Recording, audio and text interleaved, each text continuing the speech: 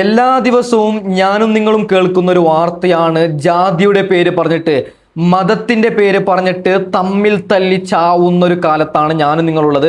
പൊന്നു പ്രേക്ഷകരെ, the real Kerala story. എന്താണ് കേരള സ്റ്റോറി? നമ്മുടെ അൻസാരി സുഹരി ഉസ്താദും നമ്മുടെ കൃഷ്ണേട്ടനും നമ്മളോട് പറഞ്ഞു തരുന്നുണ്ട് ദ റിയൽ കേരള സ്റ്റോറി. അതായത് നമ്മുടെ കൃഷ്ണേട്ടനെ മുഹമ്മദിനോട് ചെയ്ത നല്ലതും, നമ്മുടെ അൻസാരി സുഹരി ഉസ്താദ് കഷ്ടപ്പെട്ട ഒരു ഹൈന്ദവ കുടുംബത്തെ സഹായിക്കുന്ന വീഡിയോ ദൃശ്യം. ഈ രണ്ട് വീഡിയോ ദൃശ്യമാണ് ഞാൻ വെക്കുന്നത്. ഇത് വെക്കാനുള്ള കാരണം, ജാതിയുടെയും മതത്തിന്റെയും പേരിൽ തമ്മിൽ തല്ലി ചാവുന്നവർ ഈ വീഡിയോ കണ്ടിട്ട് ഇവിടെ കൃഷ്ണൻ ഒന്നാണ്, മുഹമ്മദ് ഒന്നാണ്, വിൻസെന്റ് ഒന്നാണ്, നമ്മളെല്ലാവരും ഒന്നാണ്, ഒരു ചോരയാണ്, നമ്മൾ കൂടിപ്പോയാൽ 10-70-80 വർഷം ജീവിക്കും, അത് കഴിഞ്ഞാൽ നമ്മൾ മരിക്കും, പിന്നെ എന്തിനാണ് വർഗീയത കൊണ്ടുവരുന്നത്? ഈ നാട്ടിൽ, ഈ ലോകത്ത് ഒരൊറ്റ മതമുള്ളോ, ഒരൊറ്റ ദൈവമുള്ളോ, ആ ദൈവം മനുഷ്യ ദൈവമാണ്. ആ ദൈവം, അതായത് നമ്മൾ വിശ്വസിക്കുന്ന ദൈവം മനുഷ്യ ദൈവം. അങ്ങനെ അതിപ്പോ ഒരു കുഞ്ഞ് എക്സാമ്പിളും കൂടി പറഞ്ഞിട്ട് ബാക്കി വിഷയത്തിലേക്ക് കടക്കാം. നമ്മൾ ഇപ്പോ ദീപാവലി ആഘോഷിക്കുന്നുണ്ട്, ക്രിസ്മസ്, പെരുന്നാള്, ഇതൊക്കെ പോകുന്നത് ഒരൊറ്റ ദൈവത്തിലേക്കാണ്. ആ ദൈവത്തിന്റെ പേര് മനുഷ്യ ദൈവം. അങ്ങനെ നമ്മൾ വിചാരിച്ചാൽ മതിയല്ലേ? എന്തിനാണ് വർഗീയത കൊണ്ടുവന്നിട്ട് എല്ലാ ദിവസവും തമ്മിൽ തല്ലി ചാവുന്നത്? നാണമുണ്ടോ നിങ്ങൾക്ക്? ഉളുപ്പുണ്ടോ? ഓക്കെ പൊന്നു പ്രേക്ഷകരെ, എന്താണ് ദ റിയൽ കേരള സ്റ്റോറി? നമുക്ക് നന്നായിട്ട് കാണാം. അതിനു മുമ്പ് ഒരു കുഞ്ഞു കാര്യം പറയാം. നിങ്ങളുടെ ഈ കുഞ്ഞു വിരൽ കൊണ്ട് ഒന്ന് സബ്സ്ക്രൈബ് കൂടി ഞെക്കുകയാണേ. അതായത് കുറേ പേര് വീഡിയോ കാണുന്നുണ്ട്, സബ് ചെയ്യുന്നവർ ഇത്തിരി കുറവാണ്, അതുകൊണ്ടാണ് ഒന്ന് ഞെക്കണേ. ഓക്കെ, നമുക്ക് ആദ്യം നമ്മുടെ കൃഷ്ണേട്ടൻ ചെയ്ത ആ ഒരു നല്ല പ്രവൃത്തി. കാസർകോട്ടെ ഒരു സൗഹൃദത്തിന്റെ കഥയിലേക്കാണ്. സുഹൃത്തിന്റെ മരണശേഷവും ദിവസവും ഖബറിടത്തിലെത്തി സൗഹൃദം പുതുക്കുകയാണ് പെർവാട് സ്വദേശി കൃഷ്ണൻ.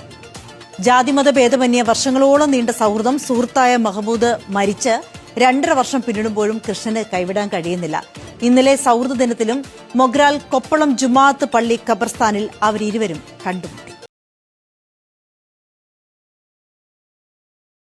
മൊഗ്രാൽ സ്വദേശി മഹമ്മൂദ് മരിച്ചിട്ട് 2.5 വർഷം പിന്നിടുന്നു. എന്നാലും ഒരു ദിവസം പോലും മഹമ്മൂദിനെ പിരിഞ്ഞിരിക്കാൻ പെർവാട്ട് സ്വദേശിയായ കൃഷ്ണന് കഴിയുന്നില്ല. എന്നും രാവിലെ കൂട്ടുകാരനെ തേടി കൃഷ്ണനെത്തും. ഇതാണ് കേരളം, ഇതാണ് മലയാളികൾ, ഇതാണ് ഞങ്ങള്. ഓക്കെ, ബാക്കിയും കൂടി കേൾക്കാം. ആരാണ് മഹമ്മൂദ് എന്ന ചോദ്യത്തിന് ചങ്കെന്നാണ് കൃഷ്ണന്റെ ഉള്ളുലയ്ക്കുന്ന മറുപടി. വസ്ത്രവ്യാപാരിയായ മഹമ്മൂദിന്റെ വേർപാട് ഒരാഴ്ചയോളം ഭക്ഷണം പോലും ഉപേക്ഷിച്ച കൃഷ്ണൻ കരഞ്ഞു തീർത്തിട്ടുണ്ട്. ഒരുമിച്ചുള്ള ദിനങ്ങൾ ഓർത്തെടുക്കുമ്പോൾ കൃഷ്ണന് വാക്കുകൾ ഇടറും. ഞങ്ങൾ ഒരുമിച്ചിട്ട് എവിടെ പോകുമ്പോഴും എന്നെ കൂട്ടിക്കൊണ്ടുപോകും. ഒന്നിച്ചിട്ട് ഉച്ചക്ക് വിളിക്കും, വൈകുന്നേരം വിളിക്കും, രാത്രി കൂടി ഞാൻ അവൻ്റെ കടക്ക് പോയിട്ട് രാത്രി എന്നെ വിളിക്കും ഞാൻ അവനെ. അപ്പോൾ ഒന്നിച്ച് ഞങ്ങൾ അവിടെ നിന്ന് കഴിച്ച് തന്നെ അയക്കും. ഓക്കെ, ഈ കൃഷ്ണേട്ടന് ദൈവം ദീർഘായുസ് കൊടുക്കട്ടെ, കൃഷ്ണേട്ടന് കുറെ മക്കൾ ഉണ്ടാവട്ടെ. ഇങ്ങനെ പ്രാർത്ഥിക്കാൻ കാരണം, കൃഷ്ണേട്ടനിൽ നിന്ന് ജനിക്കുന്ന മക്കള് നാടിന് ഉപകാരപ്പെടും. അതുകൊണ്ടാണ് പറയുന്നത് ഈ കൃഷ്ണേട്ടന്റെ തലമുറ വലിയ രീതിയിൽ വളരട്ടെ എന്ന് പറഞ്ഞിട്ട്. അൻസാരി ഉസ്താദിന്റെ വിഷയത്തിലേക്ക് നമുക്ക് കടക്കാം പൊന്നു പ്രേക്ഷകരെ. അതായത് അൻസാരി ഉസ്താദ് ഒരു പാവപ്പെട്ട ഹൈന്ദവ കുടുംബത്തെ സഹായിക്കുന്ന ഒരു വീഡിയോ ഞാൻ വെക്കാം. അതിനു മുമ്പ് ഒരു ചാണകസംഖി, അതായത് ഒരു ചാണകസംഖി ഒരു വീഡിയോ അപ്ലോഡ് ചെയ്യുകയാണ് നമ്മളൊക്കെ തമ്മിൽ തല്ലിക്കാൻ വേണ്ടിയിട്ട്. നരേന്ദ്രമോദിയെ കൊല്ലണം, എന്ന് കൊല്ലണം, വെള്ളിയാഴ്ച ജുമാ ആ ഒരു സമയത്ത് നരേന്ദ്രമോദിയെ കൊല്ലണമെന്ന് പറഞ്ഞിട്ട് ഒരു ചാണകസംഖി ഒരു വീഡിയോ അപ്ലോഡ് ചെയ്യുകയാണ്. ആ വീഡിയോ അപ്ലോഡ് ചെയ്തതിന് ശേഷം അവൻ പറയുകയാണ് ഇത് മുസ്ലിമായവനാണ് ക്രിയേറ്റ് ചെയ്തത് എന്ന്. ഒരു എക്സാമ്പിൾ പറയാം. അതായത് സംഖ്യയാണ് പറയുന്നത് നരേന്ദ്രമോദിയെ കൊല്ലണമെന്ന്. അവൻ അപ്ലോഡ് ചെയ്തത് ഒരു മുസ്ലിം നാമമുള്ള ഒരു ഇൻസ്റ്റഗ്രാം പേജിലാണ്. അതിനെ നമ്മുടെ അൻസാരി ഉസ്താദ് കയ്യോട് പിടിച്ചിട്ടുണ്ട്. അത് നമുക്ക് ചർച്ച ചെയ്തിട്ട് അൻസാരി ഉസ്താദ് പാവങ്ങളെ സഹായിക്കുന്ന ആ വിഷയത്തിലേക്ക് കടക്കാം. ഓക്കെ, എടാ പൊന്നുമക്കളെ, നമ്മുടെ പ്രധാനമന്ത്രിക്കെതിരെ ഭീഷണി. നമസ്കാരം, ശ്രീജറായി ആണ്. ഈ വീഡിയോ ഒന്ന് നിങ്ങൾ കണ്ടു നോക്ക്. എടാ നായിന്റെ മോനെ, നരേന്ദ്രമോദിയെ മൈര എന്റെ തല അറക്കോടാ, കള്ള കൊലയാടി മോനെ, എന്റെ തല വിട്ടോടാ, വെള്ളിയാഴ്ച ദിവസം എന്റെ തല വെട്ടിരിക്കൂടാ നായിന്റെ മോനെ. എന്താല്ലേ, നമ്മളെല്ലാവരും ഒന്ന്, ഒരു ചോരാന്ന് പറഞ്ഞിരിക്കുമ്പോൾ വീണ്ടും തമ്മിൽ തല്ലിക്കുകയാണ്. സംഖ്യ തന്നെയാണ് ഇത് ഷൂട്ട് ചെയ്തത്. ബാക്കിയും കൂടി കേൾക്കാം. നരേന്ദ്രമോദിയുടെ തല ഇറക്കുമെന്നാണ് ഈ മെനകെട്ട മറ്റേ ഉണ്ടായവൻ പറയണത്. നമുക്ക് എല്ലാരും കേൾക്കാല. അതും വെള്ളിയാഴ്ച ഇറക്കുമെന്ന്. അങ്ങനെ വെള്ളിയാഴ്ചയുള്ള പ്രത്യേകത ഉണ്ട്. അങ്ങനെ ആ പ്രത്യേകത അറിയണവരുണ്ടെന്ന് കമന്റ്. വെള്ളിയാഴ്ച പ്രത്യേകത ഉണ്ട്. വെള്ളിയാഴ്ച ആലോചിക്കണം, വെള്ളിയാഴ്ച മുസ്ലിമീങ്ങൾക്ക് ജുമാ പ്രാർത്ഥന ഉള്ളതാ. ഉറപ്പായിട്ടും അവനൊരു കോയായിരിക്കും. നമ്മുടെ പ്രധാനമന്ത്രിയുടെ തല വിട്ടു എന്ന് പറഞ്ഞാൽ വെള്ളിയാഴ്ച എന്ന് പറഞ്ഞാൽ അവനൊരു കോയായിരിക്കും, നിസ്സംശയം. അവൻ കോയാണ്, അവനെ പൂട്ടണം. ചെറിയ ചേട്ടാ, ചേട്ടൻ്റെ ഒപ്പം ഞാനുണ്ട്. അവനൊരു മുറിയനായിരിക്കും, ഫുള്ളുള്ളവനല്ല, ചെത്തിയവൻ തന്നെ ആയിരിക്കും. പൂട്ടണം, അവനെ പൂട്ടണം, ഞാനുണ്ട് ഒപ്പം. ബാക്കി പറ. ചെയ്യണം. അതോടൊപ്പം ഈ നരേന്ദ്രമോദിനെ കൊല്ലും, അറക്കും, തലറക്കും എന്ന് പറഞ്ഞ അവന്റെ അഡ്രസ്, അവനെ തിരിച്ചറിയണവരാരെങ്കിലും ഉണ്ടെങ്കിൽ ഈ കമന്റ് ബോക്സിൽ ഒന്ന് ഇടണം. ഓക്കെ, അവനെ തിരിച്ചറിയുന്ന ആരെങ്കിലും ഉണ്ടെങ്കിൽ കമന്റ് ബോക്സിൽ അറിയിക്കാനാണ് പറഞ്ഞത്. എന്നാൽ ഉസ്താദ് തന്നെ കണ്ടുപിടിച്ചിട്ടുണ്ട്. അവനെ തിരിച്ചറിഞ്ഞേട്ടാ, കമന്റ് ബോക്സിൽ ഇടുന്നുണ്ടാ. എനിക്കറിയാം, സത്യം കേട്ടു. പരപ്പനങ്ങാടിക്കാരൻ മിഥുന, എനിക്കറിയാം ചേട്ടാ. അവനെ പൊക്കി, ആ മുറിയനാണെന്ന് വിചാരിച്ച് അവന്റെ മുണ്ടങ്ങോട്ട് പൊക്കി നോക്കിയപ്പോഴേക്കും ദേ കിടക്കുന്നു. മുറിക്കാത്തതാ, മിഥുനാണ്. പോസ്റ്റ് നോക്കി.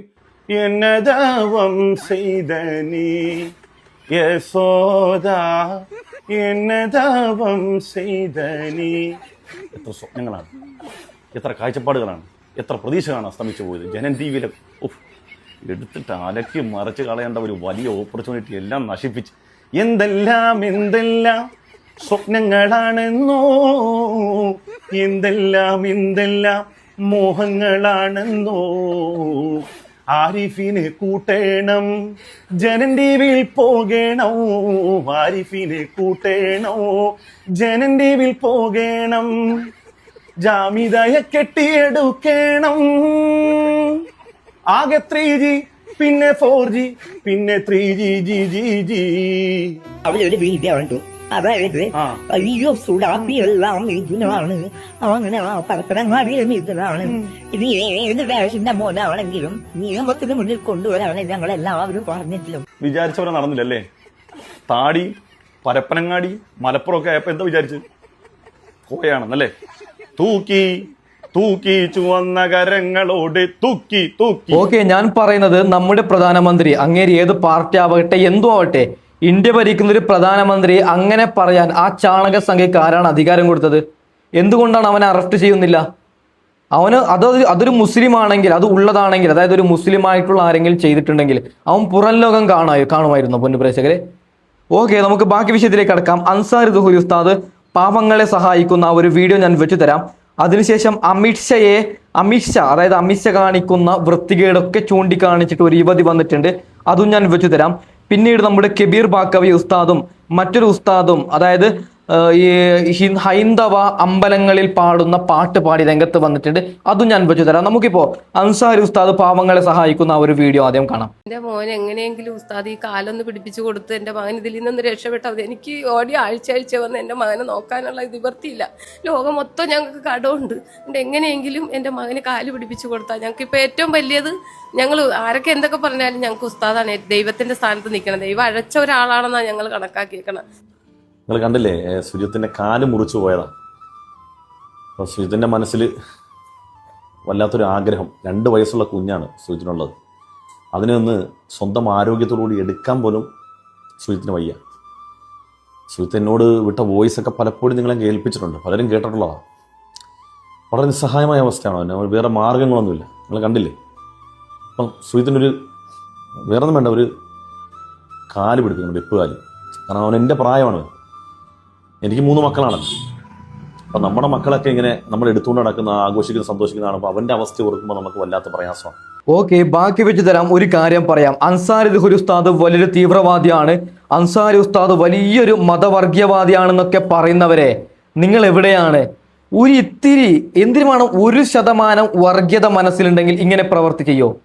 നിങ്ങൾ നോക്കണം. അതായത് വർഗീയത എന്ന് പറയുമ്പോൾ അന്യമതസ്ഥരെ കാണാൻ പറ്റാത്തതാണ്, അന്യമതസ്ഥനെ ഒന്ന് കൊല്ലാൻ തോന്നുന്നതാണ് വർഗീയത. ഓക്കെ, അതിൻ്റെ ഒരു അംശമുണ്ടെങ്കിൽ ഉസ്താദ് പോവോ ഇവിടെ? ശശികല എന്തുകൊണ്ടാണ് ഏതെങ്കിലും ഒരു ശശികലയെ പോലെയുള്ള ഒരാള്, ഞാനിവിടെ ആക്കുന്നതല്ല പറയുന്നതാണ്, ശശികലയെ പോലെയുള്ള ഒരാൾ എന്തെങ്കിലും ഒരു കുഞ്ഞു നന്മയെങ്കിലും ചെയ്തിട്ടുണ്ടോ ഏതെങ്കിലും ഒരു അന്യമതസ്ഥരെ വിളിച്ചിട്ട്? അപ്പോൾ ഞാൻ പറഞ്ഞത് അൻസാരി ദുഹൂരി ഉസ്താദ് അങ്ങനെയൊന്നും അല്ല പൊന്നു പ്രേക്ഷകർ. അദ്ദേഹം നന്മയുള്ളൊരു മനുഷ്യനാണ്. ഇതൊക്കെ കാണുമ്പോൾ എത്ര പേരാണ് വർഗീയതയിൽ നിന്ന് മുക്തിയാവുന്നത്? ബാക്കിയും കൂടി കാണാം. എനിക്ക് പറയാനുള്ളത്, ഞാൻ ഇതുപോലെ ആശുപത്രി കിടന്ന സമയത്ത് ഉസ്താദ് എൻ്റെ ഒരു വീഡിയോ കൊണ്ടാണ് ഉസ്താദിന് എന്നെ സഹായിക്കാൻ സാധിച്ച്. അങ്ങനെയാണ് എൻ്റെ ജീവൻ കിട്ടിയത് തന്നെ. ഇപ്പം അത് ആ ജീവൻ കിട്ടിയതിൻ്റെ ആ സമയത്ത് എൻ്റെ കാലും മുറിച്ച് കളഞ്ഞ് ഇപ്പോൾ എനിക്ക് ജോലിക്ക് പോകാൻ പറ്റുന്നില്ല, കുഞ്ഞിനെ നിന്ന് എടുക്കാൻ പറ്റുന്നില്ല. എനിക്ക് ജോലിക്ക് പോകണമെങ്കിലും കുഞ്ഞിനെയൊക്കെ നോക്കണമെങ്കിലും അത് കാല് വെക്കുന്നതിന് നല്ലൊരു തുകയാകുമെന്നാണ് പറയണത്. ഞങ്ങളെ കൊണ്ട് ഇപ്പോൾ സാധിക്കാൻ പറ്റൂല.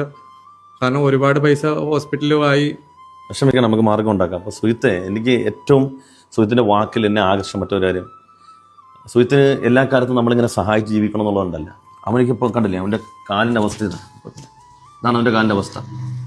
അപ്പോൾ അവനിക്ക് സ്വന്തമായിട്ട് അധ്വാനിച്ച് ജീവിക്കണം. അപ്പം ഒരു വെപ്പുകാലിൽ നിന്നുകൊണ്ട് അവൻ ഈ കുടുംബത്തെ പോറ്റാൻ ആഗ്രഹിച്ചിട്ടാണ് അവൻ നമ്മുടെ മുമ്പിൽ ഇത് പറയുന്നത്. അപ്പോൾ നമ്മളെല്ലാം കൂടെ സഹായിച്ചു കൊടുക്കുകയാണെങ്കിൽ, എല്ലാ കാലത്തും നമ്മുടെ സഹായം കൊണ്ട് അവർക്ക് ജീവിക്കാനല്ല ആഗ്രഹം. ഇപ്പോൾ ഒന്ന് സഹായിച്ചു കൊടുത്താൽ അവരുടെ കുടുംബം സന്തോഷമായിട്ട് പോകും. താഴെ കാണുന്ന QR കോഡിൽ ഗൂഗിൾ പേ നമ്പറിൽ നിങ്ങൾ സ്കാൻ ചെയ്തിട്ട് നമ്മളെക്കൊണ്ട് കഴിയുന്നത് 10 രൂപയെങ്കിലും തരിക. പലതുള്ളി പെരുവെള്ളം നമ്മളെല്ലാം കൂടെ ചേർന്ന് നിന്നാൽ അവനൊരു ജീവിതം ഉണ്ടാവും. നിങ്ങൾ ചെയ്യുന്ന സംഭാവനകൾ സ്വതക്ക കൊണ്ട് പടച്ചു നിങ്ങളെയൊക്കെ അനുഗ്രഹിക്കട്ടെ. ഓക്കെ, ഉസ്താദിന് ദൈവം ദീർഘായുസ് കൊടുക്കട്ടെ എന്ന് പറയുകയാണ്. ഉസ്താദിനെ പോലുള്ള കുറെ ഉസ്താദന്മാർ വരട്ടെ എന്ന് ഞാൻ പ്രാർത്ഥിക്കുകയാണ്. നമുക്ക് പ്രാർത്ഥിക്കാതെ വേറെ വഴിയില്ല, വേറെ ഒന്നുമില്ല. നമുക്ക് എന്തായാലും നമ്മളെ കൊണ്ട് പറ്റുന്നില്ല സഹായിക്കാൻ. നമ്മളൊക്കെ മിനിമം ഒരു കുഞ്ഞു കാര്യം പറഞ്ഞിട്ട് ബാക്കി വിഷയത്തിലേക്ക് കിടക്കാൻ പറ്റും. പൊന്നു പ്രേക്ഷകരെ, നമ്മുടെ കൺമുന്നിലേക്ക് ഇങ്ങനെ സ്കാനർ വരുമ്പോൾ ഉള്ളത് 50 രൂപയാണെങ്കിൽ 50, 100 100 അയച്ചു കൊടുക്കണം എൻ്റെ പൊന്നു പ്രേക്ഷകരെ. ഓക്കെ, നമുക്ക് ബാക്കി വിഷയത്തിലേക്ക് കിടക്കാം. അമിത്ഷാ കാണിക്കുന്ന വൃത്തികേടൊക്കെ കാണിച്ചുകൊണ്ട് ഒരു യുവതി രംഗത്ത് വന്നിട്ടുണ്ട്. നമുക്ക് അതൊന്ന് പെട്ടെന്ന് കേൾക്കാം. പ്രൊട്ടസ്റ്റ് കഴിഞ്ഞിട്ട് നമ്മുടെ ആഭ്യന്തര മന്ത്രാലയം, അതായത് നമ്മുടെ ശ്രീ അമിത്ഷാ, ഇനിയും ഉത്തരം നൽകാതെ ഒഴിവാകാൻ പാടില്ലാത്ത കുറച്ച് ചോദ്യങ്ങൾ ബാക്കിയുണ്ട്. ഡൽഹിയിൽ പ്രതിഷേധിച്ച വിദ്യാർത്ഥികൾക്ക് നേരെ തിങ്കളാഴ്ച നടന്ന ക്രൂരമായ അതിക്രമം ക്രമസമാധാന പരിപാലനമായിരുന്നില്ല. അതെല്ലാവർക്കും അറിയാവുന്ന കാര്യമാണ്. അത് ഭരണകൂട പിന്തുണയോടുകൂടി നടന്ന ഒരു അടിച്ചമർത്തലായിരുന്നു. അതും എല്ലാവർക്കും അറിയാവുന്ന കാര്യമാണ്. ഡൽഹി പോലീസും റാപ്പിഡ് ആക്ഷൻ ഫോഴ്സും സ്വതന്ത്രമായി പ്രവർത്തിക്കുന്നവരല്ല. അവർ കേന്ദ്ര ആഭ്യന്തര മന്ത്രാലയത്തിന് കീഴിലാണ് വരുന്നത്. അതുകൊണ്ട് തന്നെ ഓരോ മർദ്ദനത്തിന്റെയും, പ്രയോഗിച്ച ഓരോ വെടിയുണ്ടയുടെയും, ലംഘിക്കപ്പെട്ട ഓരോ നിയമത്തിന്റെയും പൂർണ്ണ ഉത്തരവാദിത്തം കേന്ദ്ര ആഭ്യന്തര മന്ത്രി അമിത്ഷായ്ക്ക് തന്നെയാണ്. വ്യക്തമായ തെളിവുകളും രാജ്യവ്യാപകമായ പ്രതിഷേധവും ഉയർന്നിട്ടും ആഭ്യന്തര മന്ത്രാലയം പൂർണ്ണ മൗനത്തിലാണ്. ഉത്തരം ലഭിക്കാത്ത ആ ചോദ്യങ്ങൾ ഞാൻ പറയാം. 1, അതിക്രമത്തിലേക്ക് കടക്കുന്നതിന് മുമ്പ് സാധാരണയായി ഉപയോഗിക്കാറുള്ള വാട്ടർ പീരങ്കികൾ എന്തുകൊണ്ടാണ് ഉപയോഗിക്കാതിരുന്നത്? 2, നിരായുധരായ വിദ്യാർത്ഥികൾക്കെതിരെ ആണികൾ തറച്ച ലാത്തികൾ ഉപയോഗിച്ചത് എന്തുകൊണ്ടാണ്? ഇത്തരം മാരകായുധങ്ങൾ ഉപയോഗിക്കാൻ ആരാണ് അനുമതി നൽകിയത്? 3, പ്രതിഷേധക്കാർക്ക് നേരെ പെല്ലറ്റ് തോക്കുകൾ ഉപയോഗിക്കാൻ ഉത്തരവിട്ടത് ആരാണ്? 4, വിദ്യാർത്ഥിനികളെ പുരുഷ പോലീസുകാർ മർദ്ദിക്കുന്നത് ഉൾപ്പെടെയുള്ള അനുപാതരഹിതമായ അമിത ബലപ്രയോഗം നടത്തിയത് എന്തുകൊണ്ടാണ്? 5, യൂണിഫോം ധരിച്ച പോലീസുകാർക്കൊപ്പം ലാത്തികളുമായി വിദ്യാർത്ഥികളെ മർദ്ദിച്ച സാധാരണ വേഷത്തിലുള്ള ആ അജ്ഞാതരായ വ്യക്തികൾ ആരായിരുന്നു? 6, അടിസ്ഥാന നിയമങ്ങൾ ലംഘിച്ചുകൊണ്ട് ഭൂരിഭാഗം പോലീസുകാരും പേര് വ്യക്തമാക്കുന്ന നെയിം ബാഡ്ജുകൾ ധരിക്കാതിരുന്നത് എന്തുകൊണ്ട്? 7, ഒരു സ്ത്രീയെ മർദ്ദിക്കുന്നത് ക്യാമറയിൽ പതിഞ്ഞ മുതിർന്ന പോലീസ് ഉദ്യോഗസ്ഥരെതിരെ എന്തെല്ലാം കർശന നടപടികളാണ് സ്വീകരിച്ചത്? 8, ആ ദിവസം എത്ര കണ്ണീർവാതക ഷെല്ലുകൾ പ്രയോഗിച്ചു? അത് ഏതെല്ലാം സ്ഥലങ്ങളിലായിരുന്നു? 9, പ്രതിഷേധക്കാരെ അപകടത്തിലാക്കാൻ പോലീസ് ബാരിക്കേഡുകളിൽ വൈദ്യുതി പ്രവാഹം ഏർപ്പെടുത്തിയിരുന്നോ? 10, എത്ര പേരെയാണ് തടങ്കലിൽ വെച്ചിരിക്കുന്നത്? ഏത് വകുപ്പുകൾ പ്രകാരമാണ് കേസെടുത്തിരിക്കുന്നത്? അവർ ഇപ്പോൾ എവിടെയാണ്? 11, പോലീസിന്റെ ഈ അതിക്രമങ്ങളെ കുറിച്ച് വകുപ്പ് തല അന്വേഷണമോ മജിസ്ട്രേറ്റ് തല അന്വേഷണമോ പ്രഖ്യാപിച്ചിട്ടുണ്ടോ? 12, സംഭവം നടന്ന ഇത്രയും ദിവസമായിട്ടും ആഭ്യന്തര മന്ത്രാലയത്തിന്റെ ഭാഗത്തു നിന്ന് എന്തുകൊണ്ടാണ് ഔദ്യോഗിക പ്രതികരണം വരാത്തത്? 13, എന്തുകൊണ്ടാണ് ബീഹാറിൽ കുട്ടികൾക്ക് നേരെ പ്രൊട്ടസ്റ്റിന് സമയത്ത് വെടിയുതിർത്തത്? ഇനിയുമുണ്ട് ചോദ്യങ്ങൾ അധികം. രാജ്യ തലസ്ഥാനത്ത് സമാധാനപരമായി പ്രതിഷേധിച്ച വിദ്യാർത്ഥികളെ ആണി തറച്ച ലാത്തികളും പെല്ലറ്റ് തോക്കുകളും അജ്ഞാതരായ ഗുണ്ടകളെയും ഉപയോഗിച്ച് നേരിടുമ്പോൾ അതിന്റെ ഉത്തരവാദിത്തം ചെന്നെത്തുന്നത് ഒരൊറ്റ ആളിലേക്കാണ്. ആ ചോദ്യങ്ങൾക്ക് വിദ്യാർത്ഥികളോടും ഈ രാജ്യത്തോടും ഉത്തരം പറയാൻ അമിത്ഷാ ബാധ്യസ്ഥനാണ്. 100% ശരിയാണ് ഈ ഒരു യുവതി പറഞ്ഞത്. എന്തുകൊണ്ടാണ് അമിത്ഷാ ഉത്തരം കൊടുക്കുന്നില്ല? ഓക്കെ പൊന്നു പ്രേക്ഷകരെ, അതായത് നമ്മുടെ പ്രൊട്ടസ്റ്റിൽ സമരം ചെയ്ത പൊന്നുമക്കൾക്ക് നീതി കിട്ടണം. ഓൾറെഡി നീതി കിട്ടി, എന്നാലും കുറച്ചും കൂടി കിട്ടാൻ ബാക്കിയുണ്ട്. ഓക്കെ നമുക്ക് നമ്മുടെ കബീർ ബാക്കവി ഉസ്താദും മറ്റൊരു ഉസ്താദും ഹൈന്ദവർ പാടുന്ന ആ ഒരു പാട്ട് പാടുന്നുണ്ട്, വൈറലാണ്. അത് നമുക്ക് ഈ ഒരു വിഷയത്തിൽ തന്നെ ചർച്ച ചെയ്യാം. ഓക്കെ, നമുക്കത് ജസ്റ്റ് ഒന്ന് കേൾക്കാം. ഓം അസദോമാം സദ്ഗമയ തമസോമാം ജ്യോതിർഗമയ മൃത്യോമാം അമൃതം ഗമയ. ഓം അസദോമാം സദ്ഗമയ തമസോമാം ജ്യോതിർഗമയ മൃത്യോമാം അമൃതം ഗമയ. ഓം ശാന്തി, ഓം ശാന്തി, ഓം ശാന്തി. ഓംകാര പ്രാർത്ഥന നിർവഹിക്കുന്നവർ അസത്യത്തിൽ നിന്ന് സത്യത്തിലേക്ക്, അധർമ്മത്തിൽ ധർമ്മത്തിലേക്ക്, അനീതിയിൽ നിന്ന് നീതിയിലേക്ക് ഞങ്ങളെ കൈപിടിച്ചുയർത്തണേ ഈശ്വര. ആ പ്രാർത്ഥന നിർവഹിക്കാൻ അവര് കാണുന്ന അലാറവും വെക്കണ്ട, ആരും വിളിച്ചു നിർത്തണ്ട. പള്ളിയുടെ സുബഹിയുടെ വാങ്ങ് കേട്ട ഹിന്ദുക്കൾക്ക് അറിയാം പ്രഭാത പ്രാർത്ഥനയ്ക്ക് സമയമായി. കൗസല്യ സുപ്രജാ രാമപൂർവ സന്ധ്യാ പ്രവർത്തതേ ഉത്തിഷ്ഠ നരശാതുലം കർത്തവ്യം ദൈവമാന്തിതം ഉത്തിഷ്ഠോതിഷ്ഠ ഗോവിന്ദ ഉത്തിഷ്ഠ ഗരുഡധ്വജ ഉത്തിഷ്ഠ കമലാകാന്ത പ്രൈലോഹ്യം മംഗളം ഗുരു കമലാകുജ തിന്ദിന കുങ്കുമതോ നിയതാതുനി താതുല നീലതനോ. നിങ്ങൾ കേട്ടിട്ടില്ലേ ഇത്? ഇവിടെ പ്രഭാതത്തിൽ കേൾക്കാം. സന്ധ്യയാകുമ്പോ ഒരുപാട് രാമ രാമ രാമ രാമ രാമ രാമ പാകിമ രാമപാദം ചേരണേ മുകുന്ദ രാമ പാകിമ. സന്ധ്യാനാമ ജപമാണത്. കുറേണ്ടത് ഏതാണ്ട് ഒരു 10-80 വരെയുള്ളൂ. മുഴുവൻ കാണാറിയാം. എല്ലാം പഠിക്കണം മനുഷ്യന്മാരെ, എന്നാലേ മനുഷ്യനാവാൻ പറ്റൂ. നമ്മൾ ഈ ഒന്നീ മാത്രം കിടന്ന് കറക്കണോണ്ട് നമ്മൾ ഓക്കെ പൊന്നുപ്രേക്ഷകരെ, ഞാൻ തൽക്കാലം വൈൻഡപ്പ് ചെയ്യാൻ പോവുകയാണ്. ഇതാണ് മതേതര കേരളം. നമ്മളെല്ലാവരും ഒന്നാണ്. ഒരു കാര്യം കൂടി പറയും, വഴക്കിന് പോകേണ്ട മനുഷ്യന്മാർ. നമ്മൾ ഇന്നല്ലെങ്കിൽ നാളെ മരിച്ചു പോകുന്നവരാണ്. നിങ്ങൾ നമ്മുടെ കുടുംബത്തെ ഒക്കെ നോക്കിയിട്ട് ജീവിക്കുക, അതാണ് നല്ലത്. നമുക്ക് 3 നേരം എങ്ങനെ ഭക്ഷിക്കാം, അതല്ലേ വേണ്ടത്. നമ്മൾ ഒരുത്തനെ കൊല്ലാൻ നടന്നു കഴിഞ്ഞാൽ നമ്മൾ എങ്ങനെയാണ് പച്ച പിടിക്കുന്നത്? സത്യസന്ധമായിട്ട് പറയാൻ കിട്ടിയൊരു ലൈഫാണ്, നല്ല രീതിക്ക് ജീവിക്കൂ എന്ന് പറഞ്ഞുകൊണ്ട് ഞാൻ തൽക്കാലം വൈൻഡപ്പ് ചെയ്യുകയാണ്. അടുത്ത വീഡിയോ വരാം. Okay, by.